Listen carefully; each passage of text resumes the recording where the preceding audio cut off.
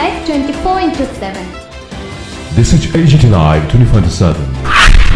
সত্তার রাজনীতিকে ভর করে আমাদের ত্রিপুরা রাজ্যের অতীত একদিকে আপনার তার মাথার দেশের মধ্যে একটা চলছে কায়েমি স্বার্থের রক্ষক গোলাঘাটি হত্যাকাণ্ডের পর সদর বিভাগে জঙ্গি রূপ নেয়। উপজাতীয় কৃষকদের মধ্যে আন্দোলন যত তীব্র থেকে তীব্রতর সভাটা অত্যন্ত গুরুত্বপূর্ণ। তো আমি যে কথাটা বলতে চাই, আসলে পার্টি সিপিআইএম পলিটব্যুরো অন্যতম সদস্য কমরেড মানিক সরকার নানাভাবে উত্তেজিত করা সে ঘটনাগুলি সেখানে ঘটছে। তো এই জায়গায় দাঁড়িয়ে আমাদের এই উদযাপন বা কুমারী মদতির উপস্থিতিকে স্মরণ, এটা নিছক শুধু একটা আলোচনার জন্য বা বাৎসরিক একটা ক্যালেন্ডার প্রোগ্রাম করা না। দেশের এবং রাজ্যের এই পরিস্থিতিতে কিভাবে আমরা শত্রুকে চেনাবো, মিত্রকে আরো যোদ্ধারভাবে সংযুক্ত করব, এবং আমাদের এই শত্রুরা তারা কিভাবে সমাজের বিভিন্ন অংশের মানুষকে, কি নারী, কি ছাত্র যুবক, কি কৃষক, ক্ষেতমজুর, জমিয়া, তাদেরকে বিভ্রান্ত করছে, তার বিরুদ্ধে সেই জনশিক্ষা আন্দোলন, গণমুক্তি পরিষদের আন্দোলন, কুমারী মদতির উপস্থিত শহীদান, গোলাঘাটির শহীদান, এগুলোকে মনে রেখে ত্রিপুরাকে আমরা আবার কি করে গণতান্ত্রিক আন্দোলনের সারণীতে এখানে গণতন্ত্র পুনরুদ্ধার করার মধ্য দিয়ে আমরা এই রাজ্যের যে উন্নয়নে বামপন্থী ফ্রন্ট সরকার থাকার সময়তে যে বিকল্প কর্মসূচির মধ্য দিয়ে এই অবস্থার মধ্যেও সারা দেশের মধ্যে একটা বিকল্প তৈরি করতে পেরেছিলাম, সে লড়াইয়ের জন্য আমাদের শপথ গ্রহণ করতে হবে। এই কথাগুলি বলতে একদলীয় শাসন ব্যবস্থা কায়েম করতে হবে। রমাদি বলেছেন কিভাবে কণ্ঠস্বর রোধ করা, ফ্যাসিস্ট কায়দায় আমাদের যাবতীয় গণতান্ত্রিক অধিকার কেড়ে নেওয়ার চেষ্টা, এটা ক্রমশ উত্তর আমরা দেখছি, তার কোনো খামতি নেই। কিন্তু বুর্জোয়ারা, শোষকরা আজকের দিনে এটা আমাদের এটা অনুধাবন করা দরকার। তারাও তাদের এই ষড়যন্ত্রকে কায়েম করার জন্য, কর্তৃত্ব এটাকে রক্ষা করার জন্য নানা ধরনের কিছু জনমুখী বা নারী, শিশু, কোনো একটা জনগোষ্ঠী তাদের কল্যাণে এরকম কিছু কাজ করবে, এরকম কিছু প্রলেপ, এরকম কিছু যে মোহ তারা তৈরি করে। যেহেতু আজকে দুটি সংগঠন এখানে এই আলোচনা সভাটা সংগঠিত করছেন বা আমরা উদযাপন করছি মিলে, গণতান্ত্রিক আন্দোলনের কর্মীরা সহ, একদিকে হলো গণতান্ত্রিক নারী সমিতি আর গণমুক্তি পরিষদ। আমাদের সংগঠন আলাদা হলেও যে অংশ জনগণের মধ্যে আমাদের প্রচার বা আমরা সংগঠন করি আলাদা হলে, কিন্তু লক্ষ্য এবং আমাদের উপর আক্রমণের যে পর্যায় এটা একই ধরনের। তো সেই জায়গায় আজকের দিনে আমি বলবো, বিশেষ করে আমাদের নারী কমরেডদের কাছে, যারা কুমারী মদতী রূপশ্রীকে তাদের স্বামীদের, তাদের ভাইদের যখন টেনে হিসেবে নিয়ে যাচ্ছিল, তাদেরকে রেয়াত করেনি, তাদের উপর নির্মম যে আক্রমণ চালিয়ে দিয়েছে, আজকে কি তারা এই নারীদের প্রতি নির্বাচন আসলে মাতৃজাতি, মাতৃশক্তি নানা কথা বলে, কিন্তু আখেরে এই রাজ্যের মধ্যে নারীদের বিবশ করার জন্য তারা একটা স্লোগান তুলেছে, কি নারী ক্ষমতায়ন, সশক্তিকরণ। লাখপতি দিদি তৈরি করছেন ঘরে ঘরে। বলছেন এই যে গত জানুয়ারি মাসে 10 তারিখ থেকে 14 তারিখ অবধি 3 দিনের একটা অধিবেশন হয়েছে, তখন হিসাব দিয়েছিল 93,000 নারীকে তারা লাখপতি বানিয়েছেন। আর জানুয়ারি, ফেব্রুয়ারি, মার্চ না যেতেই এখন বলছে 1,13,000 না 14,000 নারী এই কদিনের মধ্যে আবার লাখপতি হয়ে গেছে। তাহলে ত্রিপুরা যে এখন সেন্সাস হয়নি গত 10 বছর বা 12-13 বছর, 44 লক্ষ আমাদের জনসংখ্যা, তার মধ্যে 1 লক্ষ এরকম 13-14,000 নারী যদি লাখপতি হয়, মানে পরিবার, তার মানে ত্রিপুরা রাজ্যের প্রায় 1/4 আরো বেশি হবে এই পরিবার লাখপতি। কিন্তু আসল চিত্র কি তাই? আপনারা যারা আগরতলা শহরের বাসিন্দা,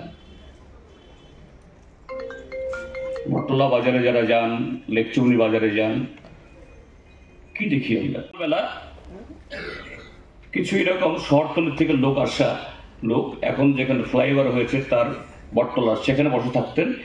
10টা-11টার মধ্যে পরিষ্কার সবাই নানা কাজে যুক্ত হয়ে যেতেন। কিন্তু এখন 12টা-1টা বাজার পরও নারী পুরুষ বসে থাকে, তাদের ডাকার কেউ নেই, কাজে লাগানোর কেউ নেই। শহরের পথে চলা দায়, অসংখ্য টমটম, ব্যাটারি চালিত অটো, গ্যাস চালিত অটো, কারা বলি MA পাস করা, BA পাস করা ছেলেরা উপার্জনের অন্য কোনো উপায় নেই, বাস একটা লোন নিয়ে একটা টমটম নামাও।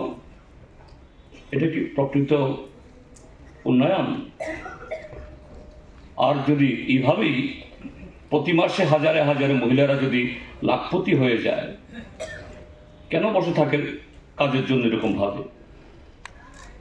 কাজে কুমারী মদতিকে স্মরণ করে আজকে মহিলাদের এইভাবে বিবশ করে যারা মাতৃশক্তির বন্দনা করছে, তারা সেই মাতৃশক্তির যে অধিকার, রাজ্যের মানুষের যে গণতান্ত্রিক অধিকার, বাঁচার অধিকার, এটাকে নানাভাবে খর্ব করছে। ঠিক পাহাড়ে বোবাগরা রাজ পরিবারের সন্তান, তিনি একমাত্র মুক্তির পথ দেখাতে পারেন। কিন্তু এই যে বাজেট অধিবেশন চলছে, আজকে 28 তারিখ, আজকে এই 7ম অধিবেশনে এই 2025-26 ইংরাজির বাজেট আজকে পাস হবে। অবশ্যই এদিনে আমরা যারা বিরোধী দলের সদস্য, আমাদের থাকার কথা এরকম একটা গুরুত্বপূর্ণ অধিবেশনে, কিন্তু আমরা বিধানসভার বাইরে কেন? সেই 21 তারিখ যেদিন বাজেট পেশ হয়েছে গত শুক্রবার, তারপর আমরা আরো 3 দিন ছিলাম। এই সরকারের যে একটা ফোলানো ফাঁপানো একটা মিথ্যার বেলুন সাজিয়ে যে বাজেট পেশ করেছে, তার প্রত্যেকটি ছত্র কিভাবে শিক্ষাকে ধ্বংস করছে, স্বাস্থ্যকে ধ্বংস করছে, আইন শৃঙ্খলার 12টা বাজাচ্ছে, নারী শিশুদের আরো বেশি তার নিরাপত্তাহীনতার দিকে ঠেলে দিচ্ছে, কিভাবে এই রাজ্যের যুবকদের কাজের অধিকার এবং তাদের জীবিকাকে গড়ে তোলার সুযোগ এটাকে খর্ব করছে। আমরা যখন একটা একটা করে যুক্তি দিয়ে, প্রমাণ দিয়ে আমরা এগুলো তুলে ধরছি, তখন শুধুমাত্র ট্রেজারি ব্যাংক অর্থাৎ সরকারের পক্ষ থেকে না, যে কোনো সরকারে যারা অধ্যক্ষ হন, উপাধ্যক্ষ হন, কোনো একটা দল থেকে নির্বাচিত হন, কিন্তু সেখানে বসে কিছু নিরপেক্ষতা দেখাতে হয়, কারণ তাকেও খুশি মতো এরকম কোনো সভা পরিচালনা করার অধিকার তার নেই। তাকে একটা নিয়মের ভেতরে দাঁড়িয়ে সভা চালাতে হয়। কিন্তু যখনই আমরা এই রাজ্যের মানুষের সংকটের কথা তুলে ধরছি, হয় শাসক দলের তাদের বেঞ্চের তরফ থেকে, নতুবা ওই চেয়ারের তরফ থেকে হস্তক্ষেপ, মাইক বন্ধ করে দেওয়া, তাহলে সে খাজনা আদায় হবে কি করে? রাজার পাইক পেয়াদারা, তহসিলদাররা, তারা এরকম ভাবে যত দূর যাওয়া যায় হাতির পিঠে, ঘোড়ার পিঠে যান, কিন্তু তারপরে এই গ্রামের রাস্তায় অর্থাৎ এই জঙ্গলে কি করে হাঁটবেন? তাদের সে গ্রামের লোকদেরকে তাদেরকে পালকি বানিয়ে হোক বা দোলা বানিয়ে হোক বা পিঠে চড়িয়ে হোক এদের গ্রামে নিতে হবে, ভালো খাওয়াতে হবে। তারপর তাদের জন্য ধার্য করা যে কর, এগুলো সহ আবার তাদেরকে যেখানে তাদের হাতি বা ঘোড়া দাঁড় করিয়ে রেখেছে সেখানে নিতে হবে। এটাই হলো তৈতুন, অর্থাৎ তার কাঁধে বসিয়ে বা যেভাবে হোক তাদেরকে নিয়ে যাওয়া, এদের যাতে কোনো কষ্ট না হয়। স্বাভাবিকভাবেই তার বিরুদ্ধে এ রাজ্যের সমস্ত প্রান্তে খুব ছিল, কিন্তু এই গরিব মানুষ, সব দিক থেকে রিক্ত মানুষ, কিভাবে রাজতন্ত্রের বিরুদ্ধে তার সেনা বা অন্যান্য বাহিনীর বিরুদ্ধে তারা প্রতিরোধ গড়ে তুলবেন? জনশিক্ষা আন্দোলন, গণমুক্তি পরিষদ তাদেরকে সে শক্তি জুগিয়েছে এবং সে শক্তি থেকেই ক্ষয়ের সে পদ্মবিলে প্রতিবাদ, প্রতিরোধ, এবং সে প্রতিরোধে শুধু পুরুষরা না, মহিলারা সামিল হয়েছেন এবং নিষ্ঠুরভাবে তাদের উপরে গুলি চালিয়ে 3 জনকে হত্যা করেছে, আরো বহুজনকে আহত করেছে। এই ঘটনা কি শেখায়? ঘটনাটা হল চৈত্র মাস, মার্চ মাস। আমাদের এই অঞ্চলের ঋতু তো সেরকম বদলিয়ে যায়নি। এরকম চৈত্র মাসে, ইভেন আজকের দিনেও, এই ৭৬ বছর পরেও গ্রাম পাহাড়ে মানুষের হাতে কটা পয়সা থাকে। আর তখনকার সময়ে তো সেরকম বাজার ছিল না। তারা গৃহপালিত যে পশু পাখি পালতেন, এগুলি বিক্রি করে হলেও কিছু পয়সা দেবেন, তা তো ছিল না। কিন্তু কত নিষ্ঠুরতা, যে না দিতেই হবে, মাফ নেই। আর তীব্রাসা বা নিজের সজাতে হলেও কোনো ক্ষমা নেই। তো আজকে তাদেরই বসংবদরা, এবং শুধু তারা নন, এদেরকে ব্যবহার করে যারা আজকে আমাদের দেশে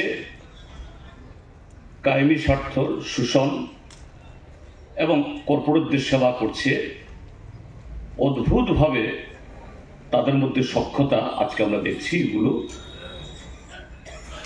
ব্যাখ্যা করার সেগুলো প্রয়োজন নেই। আজকে ৭.৫ দশক বাদে কুমারী মদতির শহীদানের শোষণ ঠিকই আছে, কিন্তু শোষণের কায়দা একটু ভিন্ন, স্লোগান ভিন্ন, পোশাক ভিন্ন, নাম ভিন্ন, কিন্তু যে লক্ষ্য এই রাজ্যের বা এই দেশের গরিব মানুষের তাদের রক্ত চুষে খেতে হবে,